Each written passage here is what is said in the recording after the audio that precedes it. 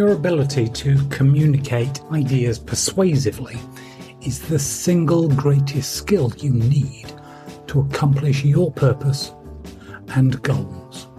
And being able to communicate with influence and impact in the 21st century needs a 21st century model of communication.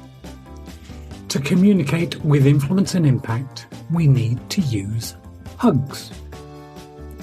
Hugs is a neuroscience-based model for influential and impactful communications. My name's Dr. John Kenworthy, and welcome to this part.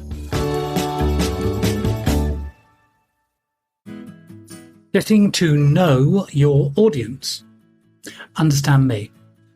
This is the second part, and we're getting into the details. And this is the first of the know your audience.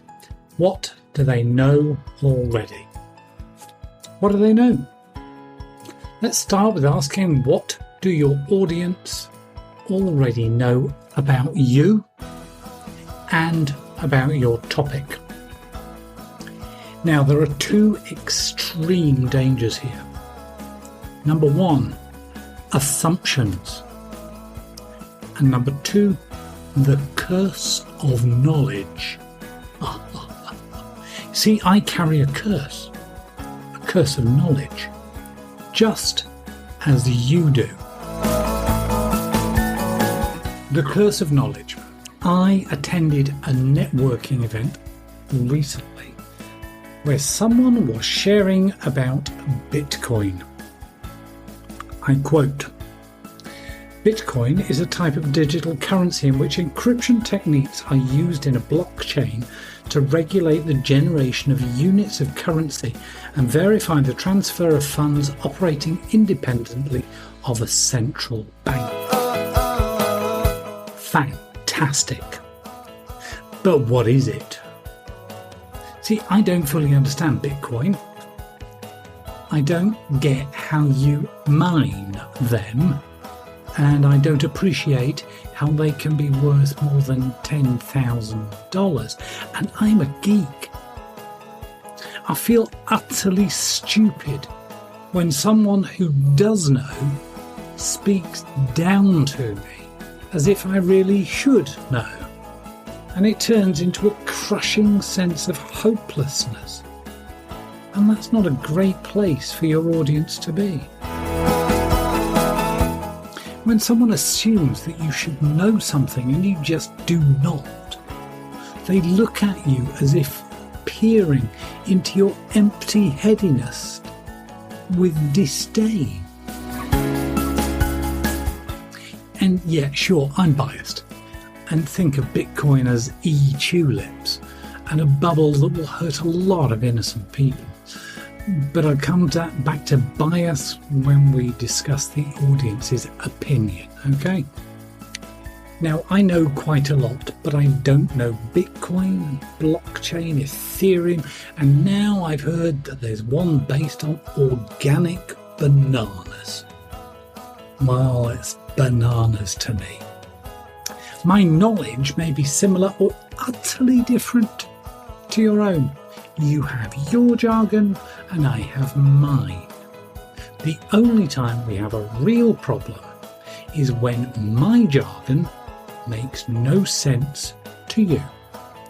When I assume that something I know is common knowledge.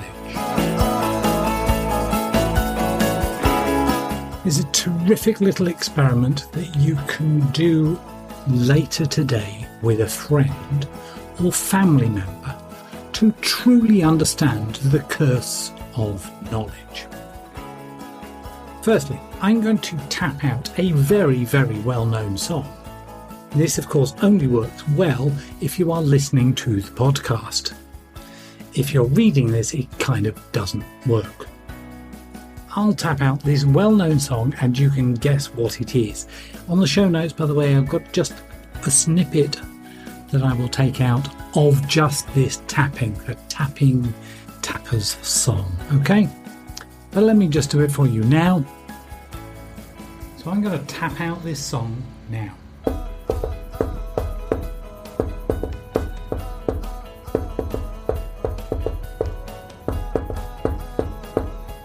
Okay. Easy, right? Did you guess?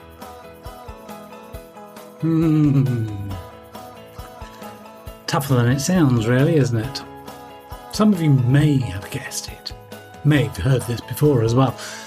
But if you were asked to someone to do this and estimate how quickly people would guess the song title correctly, you might guess at the commonly agreed 20 or 30 seconds. And the real answer is that roughly 1 person in 20 will guess correctly, and that after 3 repeats. And those are usually lucky guesses.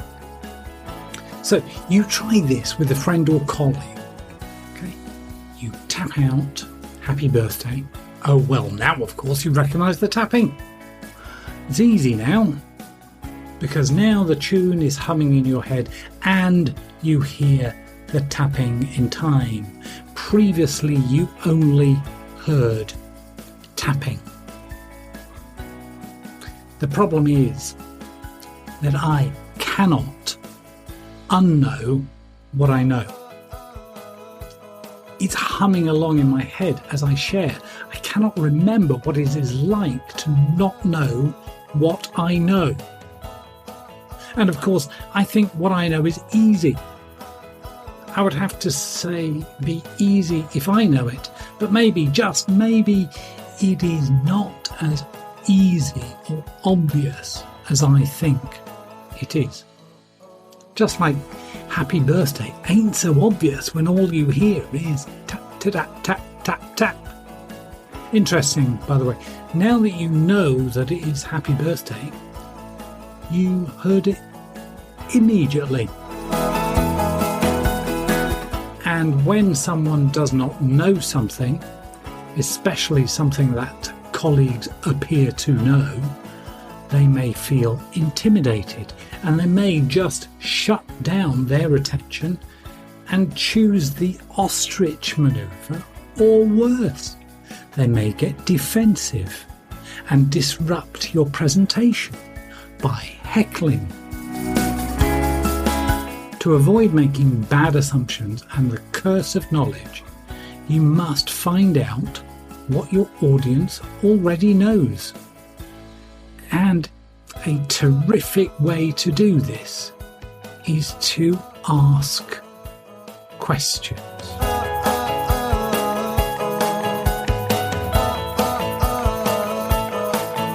So before you prepare for your next presentation, whether this is a formal or just a less formal communication,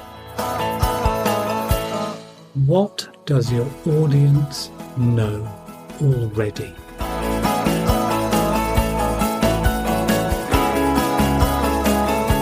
In the next part, once you know what they know already, you can look at what do they need to know and what do they want to know.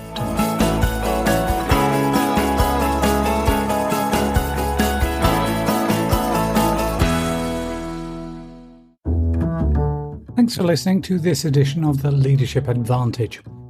If you'd like to learn more about how you can unlock your talent, unstuck your potential, and unleash your performance so that you can have joy at work and your team can have cohesion of unity and effort for good success, then visit us at leadershipadvantage.com.